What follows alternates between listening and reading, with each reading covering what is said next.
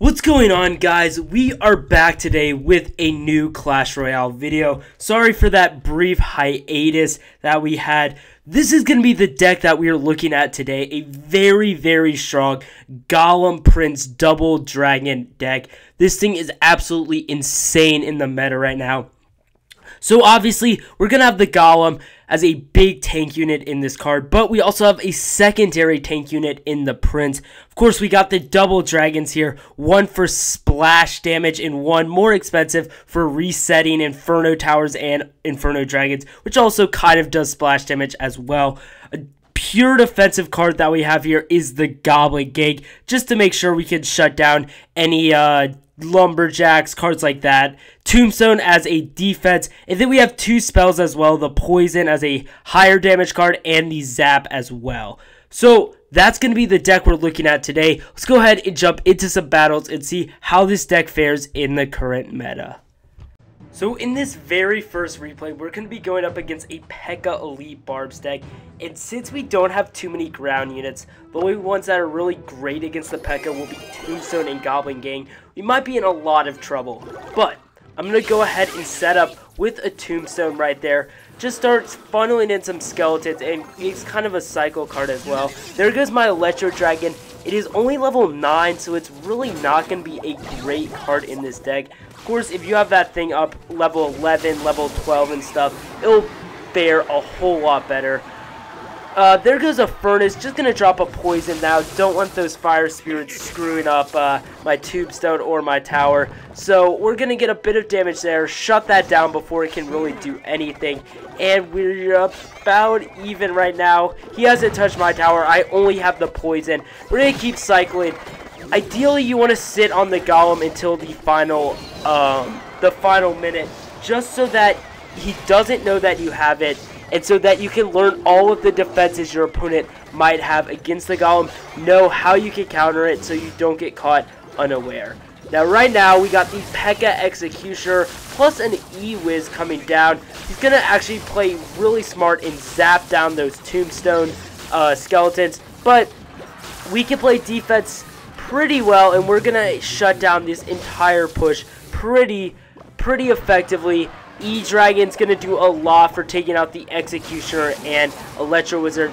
He's gonna set up with another Furnace. We're again gonna poison that down, getting a bit of chip damage onto the tower right there, just slowly getting that down. Plus, we are not allowing him to get chip damage until this Fire Spirit right here is gonna jump on. We can take that damage though. Since double elixir is about to start, there goes my Golem. He actually gets two more fire spirits out, which is kind of frustrating, but not really going to do anything to my tower, especially when I start with the big push right here. So we got Golem down, going to throw down a Prince and Baby Dragon as well, trying to shut down the Executioner. Pekka's going to go down, which is a great counter to the Golem. He has to actually throw a Rage 2 just to make sure that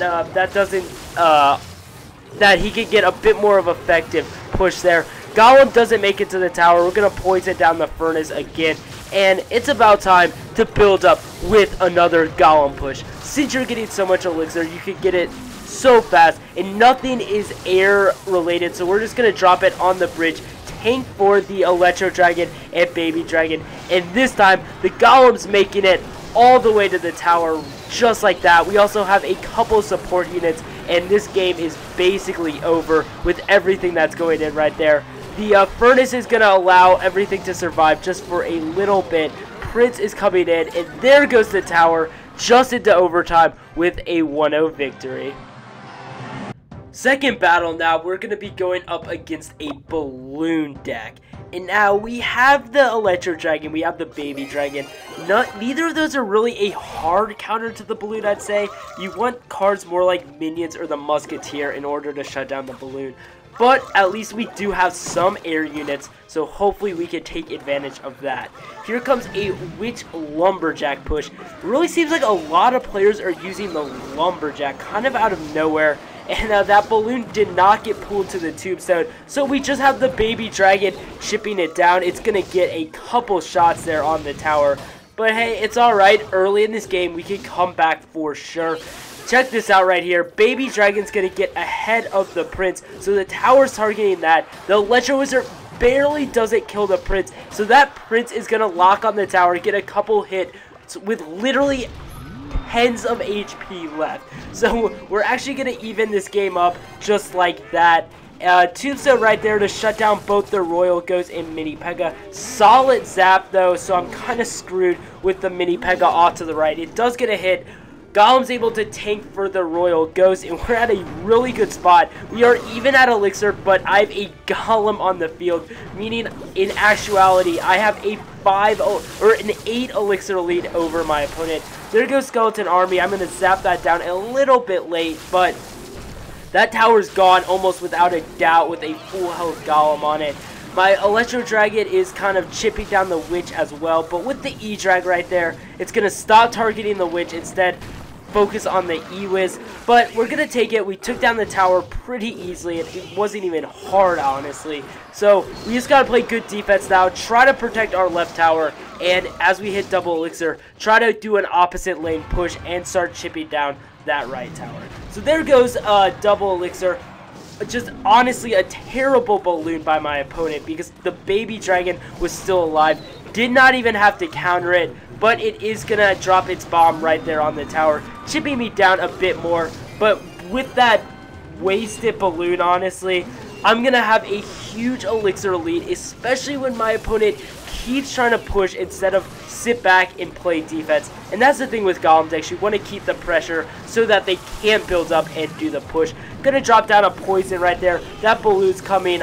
Honestly, I'm gonna play Goblin Gang, but I don't really care if it takes the tower since we're looking so good on the right side there. Gonna build up with another Golem just to finish off the tower on the right side. There it goes with the Dragon. So we're at least good in the next 10 seconds. There's almost no way my opponent is going to be able to get to our tower. And that was just a solid, easy win against a deck that doesn't match up well against my Golem deck. So now let's jump into our final battle of the video. We're going to be going up against a pretty standard Pekka double wizard deck.